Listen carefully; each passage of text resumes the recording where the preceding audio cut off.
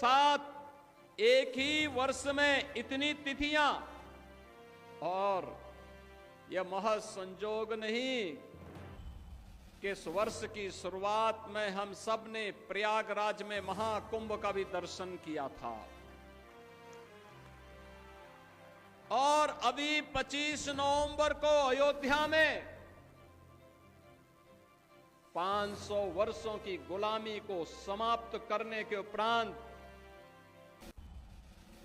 भगवान श्री राम के भव्य मंदिर निर्माण के उपरांत अब उस पर भगवा केसरिया झंडा लहराता हुआ दिखाई देगा। 25 नवंबर को प्रधानमंत्री मोदी जी का आगमन स्वयं भी अयोध्या की धरती पर होने जा रहा है। जब हम स्वतंत्र भारत की बात करते हैं, हमें भूलना नहीं चाहिए कि ब्रिटिशर नहीं चाहते थे कि भारत एक रहे,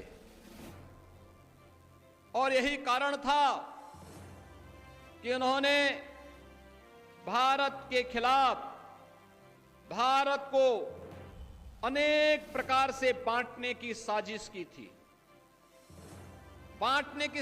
की थी, और विदेशी हुकूमत होती ही ऐसी है, गुलामी की दास्ता होती ही ऐसी है। वे आपको कमजोर करेंगे, आपको बांटने का काम करेंगे, आपकी एकता को छिन्न भिन्न करने का काम करेंगे, भाई को भाई से लड़ाने का काम करेंगे। यही मुगल काल में होता था, और यही ब्रिटिश सरकार भी भारत के अंदर करती थी। जो भारत लाखों हजारों वर्षों से एक रहा हो, अखंड रहा हो, लगातार ब्रिटिश कालखंड में उसके एक एक टुकड़े उससे अलग होते गए, और सबसे दुर्भाग्यपूर्ण विभाजन 14 अगस्त 1947 का था, जब भारत की दो भुजाओं को भारत से पृथक करके भारत पर एक बड़ी चोट ब्रिटिशर ने की थी। उनकी मंशा थी कि भारत को हम अलग अलग भागों में, अनेक भागों में विभाजित कर दें, जिससे भारत के नागरिकों के मन में एक खिन्नता पैदा हो कि भारत एक नहीं रह सकता। हिंदुस्तान में खाएंगे, हिंदुस्तान में, लेकिन वंदे मातरम गाएंगे नहीं। हम उनकी मंशा को समझें, हम उनकी मंशा को समझें। ये बाध्यकारी नहीं है, लेकिन यह समझने की विषय वस्तु भी है। जो लोग वंदे मातरम का विरोध कर रहे हैं, वे भारत माता का विरोध कर रहे हैं। यह किसी व्यक्ति के लिए नहीं, यह वंदे मातरम राष्ट्रीय गीत किसी व्यक्ति, किसी जाति, किसी क्षेत्र या किसी एक ईश्वर, किसी एक उपासना विधि के प्रति आग्रही नहीं बनाता है, बल्कि ये तो भारत माता की वंदना है।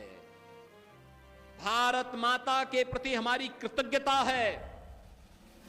भारत माता के लिए गाए जाने वाले हमारे उस स्वर का प्रतीक है, जो हमारे अंतःकरण के भाव को व्यक्त करता है।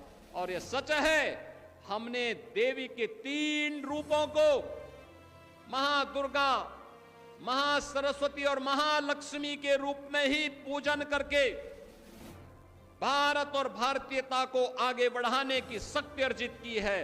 तो स्वाभाविक रूप से वंदे मातरम के माध्यम से भी इस सस्य श्यामला मातरम की इस भाव को ध्यान में रख करके हमने उसे महादुर्गा, महालक्ष्मी और महासरस्वती के रूप में उसकी वंदना करके भारत के प्रत्येक नागरिक से यह आग्रह किया है कि वह वंदे मातरम के साथ जुड़े, भारत की राष्ट्रीयता को मजबूती प्रदान करें। बहनों और भाइयों, मथुरा, वृंदावन, बरसाना, गोकुल, बलदेव, गोवर्धन, इन तीर्थों के विकास का कार्य भी डबल इंजन की सरकार कर रही है। और पश्चिमी उत्तर प्रदेश में भागवत भूमि के रूप में जाने जाना वाला सुख तीर्थ हो या फिर विदुर कुटी, इन सबके विकास के लिए पूरा महादेव में एक भव्य स्थल कॉरिडोर बनाने का काम भी वहां पर भी ये डबल इंजन की सरकार कर रही है। आज उत्तर प्रदेश विरासत के सम्मान को भी आगे बढ़ा रही है और विकास के लिए भी पूरी प्रतिबद्धता के साथ कार्य करते हुए आगे बढ़ रही है। और बहनों और भाइयों, विरासत का सम्मान कैसे होना चाहिए? अगर महादेवा का विकास हो रहा है तो हॉकी के लिए अपना पूरा जीवन समर्पित करने वाले इस बाराबंकी के ही लाल केडी सिंह बाबू की हवेली को भी एक भव्य म्यूजियम के रूप में विकसित करने का काम यह भी हमारी सरकार यहां पर कर रही है। बहन और भाइयों, यही नहीं, इस धरती पर अनेक ऐसे महापुरुषों ने जन्म लिया है जिन्होंने देश की आजादी के लिए अपना पूरा का पूरा जीवन समर्पित भाव के साथ काम किया। और बाराबंकी के लिए अभी जीएसटी जो रिफॉर्म हुए हैं, खास तौर पर यहां के अन्नदाता किसानों के लिए, जो लोग यहां पे मेल्था का उत्पादन करते हैं, उनके लिए खुशखबरी कि जो सिंथेटिक मेल्था होता है उस पर तो जीएसटी आज भी 18% रहेगी, लेकिन अन्नदाता किसान जो उत्पादन करेंगे उस पे 18 से घटा करके 5% मात्र किया गया है जीएसटी, जिससे अन्नदाता किसान को लाभ हो सके। प्रधानमंत्री मोदी जी ने इस कार्य को आगे बढ़ाया है।